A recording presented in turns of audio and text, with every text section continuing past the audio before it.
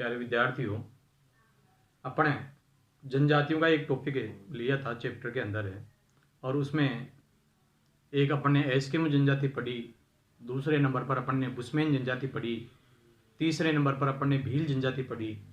अब इस चैप्टर की एक लास्ट जो जनजाति है वो है आपके गोंड जनजाति। देखो, पूरे दुनिया की अपन ने जनजातियों के बारे में चर्चा की थी। पूरी दुनिया में सबसे बड़ा जनजाति जो समूह है वो गोंड जनजाति का समूह है, और ये भारतीय प्रायद्वीप पर निवास करने वाली जनजाति है जिसको कहते हैं गोंड जनजाति। किस नाम से जानेंगे उसको? गोंड।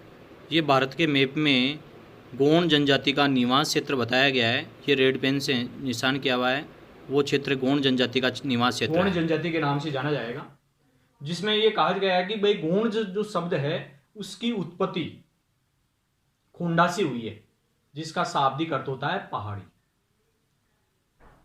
जो गोंड शब्द है उसकी उत्पत्ति किससे हुई है? खोंडा से हुई है, जिसका अर्थ होता है पहाड़ी।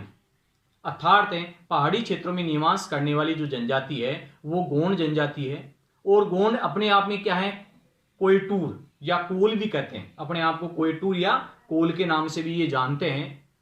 ये 16वीं से लेकर के 18वीं शताब्दी के मध्य में भारत में गोंडों के से शासित 4 राज्य थे। गोंडों शासित 4 राज्य थे, जिनमें गढ़मांडला है, देवगढ़ है, चांदा है और खेड़ला है।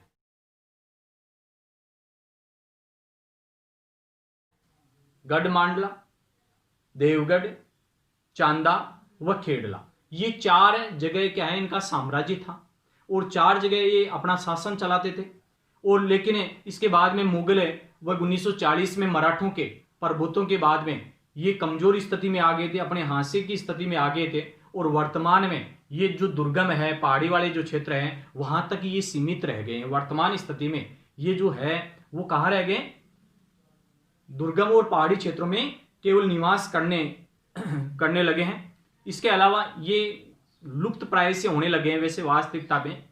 अब इनकी अगर देखें तो शारीरिक जो विशेषताएं हैं वो इनकी क्या है? शारीरिक विशेषताओं के बारे में अगर बात करें तो ये जो गोंड जनजाति के जो लोग हैं ये काले व गहरे भूरे रंग के होते हैं। काले व गहरे भूरे रंग के होते हैं, और इनका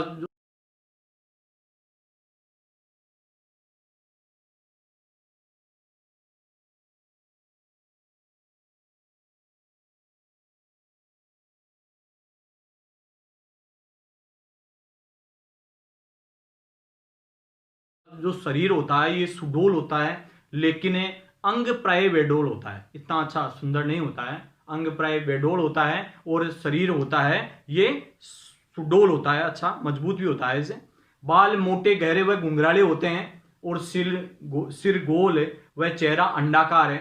आंखें काली, नाक चपटी, होठ मोटे, मुंह चौड़ा होता है। ये ऑस्ट्रेलोइड और द्रविड़ प्रजाति से संबंधित बताते हैं। ऑस्ट्रेलोइड और द्रविड़ प्रजाति से संबंधित बताते हैं। इसी कारण से उसी के अनुरूप क्या है ये प्रजाति पाई जाती है। तो इनमें शारीरिक संरचनाओं के अंतर्गत है इस प्रकार से ये गहरे भूरे रंग का होता है, काले रंग का होता है। इनका शरीर सुडोल होता है, लेकिन अंग प्राय बेडोल होता है।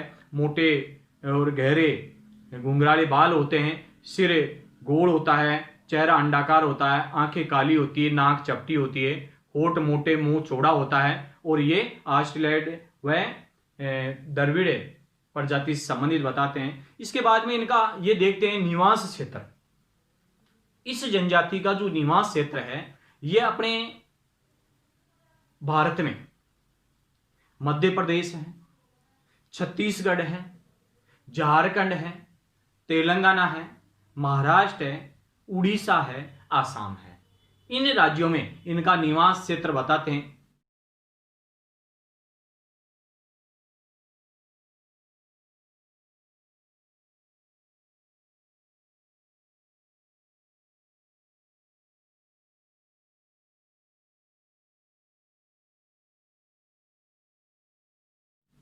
इसके अलावा ये जो क्षेत्र है ये सतपुड़ा है, मेकाल श्रेणी है, सोन देवगढ़ का क्षेत्र है, ऊंचे भूमि बस्तर पठार व गडजत पहाड़ियों में रहने वाले हैं। इन पहाड़ियों की ऊंचाई लगभग 600 से लेकर के 900 मीटर तक की होती है।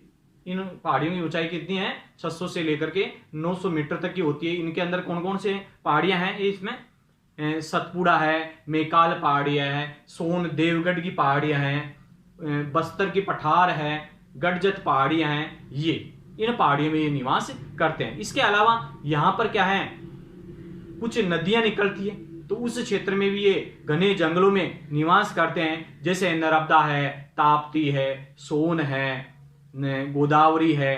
ये इनका जो उद्गम जहां से होता है उस क्षेत्र में सघन वन होते हैं और वहां पर ये जनजातियां निवास करती है। यहां पर जो वर्षा का औसत होता है ये 120 सेंटीमीटर से लेकर के 160 सेंटीमीटर के मध्य पाया जाता है। तो इस क्षेत्र में कहने का मतलब काफी ज्यादा मात्रा में गोंड जनजाति निवास करती है। अर्थात अपन ने शुरुआत में पढ़ा कि ये जो जनजाति है ये प्रायद्वीपीय पठार की प्रमुख जनजाति है। कौन से पठार की? प्रायद्वीप पठार में जो जनजाति पाई जाती है उसी का नाम गोंड जनजाति है। कौन सी जनजाति है वो? गोंड जनजाति के नाम से। इसके बाद में आता है कि भाई ये आर्थिक इनका क्रियाकलाप किस प्रकार का है। आर्थिक क्रियाकलाप के अंतर्गत अगर देखा जाए तो ये आत्मनिर्भर होते हैं, दूसरों पर डिपेंड नहीं होते हैं। ये क्या होते हैं? आत्मनिर्भर होते हैं और इनकी आवश्यकताएं भी बहुत कम होती है, बहुत ही कम आवश्यकता होती है ये, या साधारण रूप में इनकी आवश्यकता होती है। इतनी तड़क भड़क में ये नहीं रहते हैं। इनका मुख्य व्यवसाय होता है ये झूमिंग कृषि होती है और आखेट होता है। झूमिंग कृषि और आखेट। जैसे मान लो अपन ने बात की थी कि झूमिंग कृषि जिसको स्थानांतरणशील कृषि, ठीक है ना। इसके अलावा ये वनोत्पाद का जो संग्रह है वो कार्य भी करते हैं, पशुपालन का कार्य भी करते हैं और मछली पकड़ने का कार्य भी करते हैं। तो इस प्रकार से करने वाला ये व्यवसाय का कार्य कर रखे हैं। अब देखो अपने झूमिंग कृषि के बारे में पढ़ेंगे, जिसको अपने एक इसके अंदर है चर्चा की गई है दिप्पा कृषि। कौन सी कृषि के बारे में की गई है? दिप्पा कृषि के बारे में। देखो झूमिंग कृषि किसे कहेंगे? झूमिंग कृषि का मतलब यह है कि एक घना जंगल होता है, उस जगह उसके कुछ भाग को, उस जंगल के कुछ भाग को काट करके, जला करके, साफ करके, बीज तुड़क करके, हल से कुदेर करके और वहां पर 2-3 वर्षों तक कृषि करते हैं। इसके बाद में इसमें खाद की कमी आ जाती है, क्योंकि खाद नहीं डालते हैं, कृत्रिमता से काफी दूर रहते हैं, कोई रासायनिक खाद, कीटनाशक दवाएं ये नहीं डालते हैं। तो वहां पर 2-3 वर्षों में वो खाद की मात्रा समाप्त हो जाती है, तो उत्पादन होना बंद हो जाता है। तो इसके बाद में वही प्रक्रिया दूसरी जगह दोहराई जाती है। तो स्थान बदल बदल करके कृषि करने की एक तरीका है ये, जिसको कहते हैं झूमिंग कृषि। किस नाम से जानेंगे? झूमिंग कृषि, दिप्पा कृषि, पेंडा कृषि, कुमारी, वालरा, दजिया, दहिया, ठीक है ना, बहुत सारे इसके नाम है। तो ये एक ही प्रकार की कृषि का तरीका है। जो गोंड जनजाति के द्वारा जो कृषि की जाती है वो दिप्पा कृषि के नाम से उसको जानते हैं। किस नाम से जानेंगे? दिप्पा कृषि के नाम से इसको जाना जाता है। इसके बाद में ये एक कुरुके, केवटे, धीवर, कुरुके, केवट और धीवर वर्ग के जो गोंड है ये मछली पालने का कार्य करते हैं, मछली पकड़ने का कार्य करते हैं, मछली पकड़ने का कार्य ये करते हैं। इसके अलावा इनमें रावत जो वर्ग है ये पशुपालन का कार्य करता है और दूध बेचने का कार्य करता है। रावत वर्ग है वो क्या है? पशुपालन का कार्य करता है और दूध बेचने का कार्य करता है। इसके बाद में इसमें आर्थिक क्रियाकलाप के अंदर अगर देखें तो इसका पहला जो भाग है वो है आखेट का। पहला भाग कौन सा है इसका? आखेट का। आखेट का सब जानते हो आप, शिकार पद्धति। कौन सी पद्धति है? शिकार पद्धति है, जिसको अपन कहते हैं आम भाषा में आखेट। किस नाम से जानेंगे उसको? आखेट के नाम से जानते हैं कि ये जानवरों का शिकार करते हैं। किसका शिकार करेंगे? जानवरों का शिकार करते हैं। लेकिन वर्तमान में सरकार के द्वारा क्या है, ये प्रतिबंधित कर दिया गया है। लेकिन इसके साथ ही इन्होंने कार्य भी चेंज कर लिया और वो करने लगे झूमिंग कृषि। कौन सी कृषि करने लगे? वो झूमिंग कृषि करने लगे और धीरे धीरे वो कृषक बनते जा रहे हैं। मतलब शिकार की पद्धति को छोड़ करके किसमें आ रहे हैं? ये कृषक के रूप में बनते जा रहे हैं, कृषि का कार्य अपना रहे हैं। इसके बाद में ये भोजन के बारे में अगर देखें तो इनका मुख्य भोजन है कोदो या कुटकी। कोदो या कुटकी। देखो कोदो है क्या? ये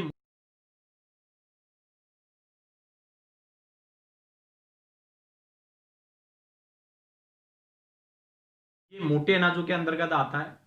और जैसे शुगर फ्री चावल होते हैं उस प्रकार का होता है और काफी स्वादिष्ट होता है।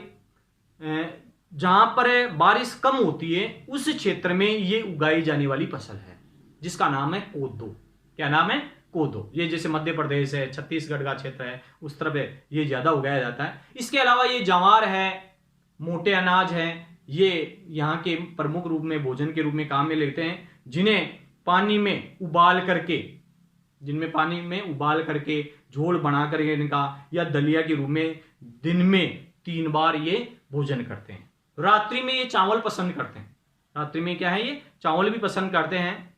उत्सवों और त्योहारों में क्या है, ये चावल बनाते हैं। ये मांसाहारी भी होते हैं, मतलब मांस भी खाते हैं और महुआ से बनी हुई शराब भी पीते हैं। महुआ से बनी हुई शराब ये पीते हैं, खुद ही बना लेते हैं ये, मतलब इसको मोल लाने की आवश्यकता नहीं होती है, पैसे देकर के लाने की आवश्यकता नहीं होती है। मतलब क्या होता है कि दक्षिणी राजस्थान में या मध्य प्रदेश में, छत्तीसगढ़ का क्षेत्र है, वहां पर महुआ के पेड़ है काफी ज्यादा मात्रा में, तो उसके फल आता है और उनको सड़ा करके क्या है, देसी शराब बनाई जाती है प्रत्येक घर में। इसी कारण से ये आदिवासी भी रहे थे, इस शराब की वजह से ही आदिवासी भी रहे हैं। जैसे कई बार है इस प्रकार का मुद्दा भी उठा है कि साहब ये आदिवासी क्षेत्र है, ये शिक्षित क्यों नहीं हो पा रहे हैं, आदिवासी क्यों बने हुए हैं। इसका कारण एक महुआ वृक्ष है। कौन सा वृक्ष है? महुआ वृक्ष है। इसके अलावा ये धूम्रपान का कार्य भी करते हैं। कौन सा कार्य करते हैं? ये धूम्रपान का कार्य भी करते हैं। तो इस प्रकार से कहने का मतलब ये गोंड जो जनजाति है वो देखो अपने गोंड जनजाति के बारे में कि पूरे विश्व में सबसे बड़ी जो जनजाति है वो गोंड जनजाति है। इसी के संबंध में पढ़ने जा रहे हैं कि गोंड जनजाति ये विश्व का सबसे बड़ा जनजातीय समूह है।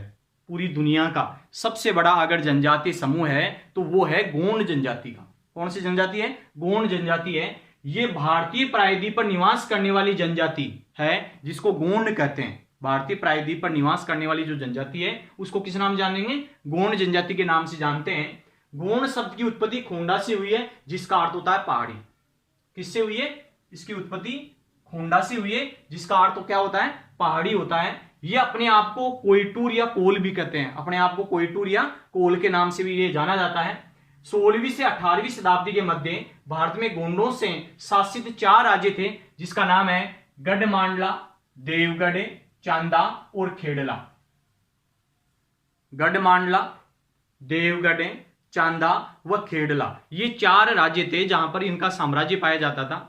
जैसे मध्य प्रदेश की सीमा छत्तीसगढ़, ठीक है ना, तो इस क्षेत्र में ये साम्राज्य इनका काफी ज्यादा था।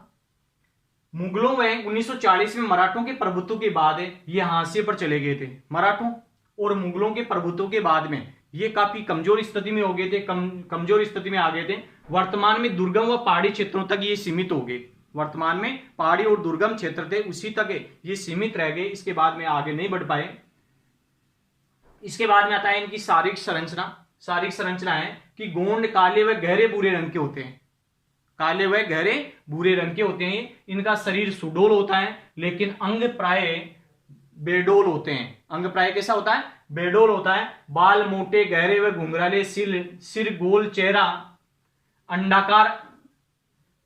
अंडाकार है, आंखें काली, नाक चपटी, होठ मोटे, मुंह चौड़ा होता है। ये ऑस्ट्रेलाइड नस्ल है तथा द्रविड़ परिवार का बताते हैं। ऑस्ट्रेलिया नस्ल और द्रविड़ परिवार का क्या है, इस प्रकार की नस्ल पाई जाती है। तो उस प्रजाति से ये संबंधित है। बताते हैं कि जैसे ये गोंड है काले भूरे गहरे भूरे, काले व गहरे भूरे रंग के होते हैं ये। और इनका शरीर क्या होता है? सुडोल होता है लेकिन अंग प्राय क्या होता है? बेडोल होता है। अच्छा नहीं लगता है।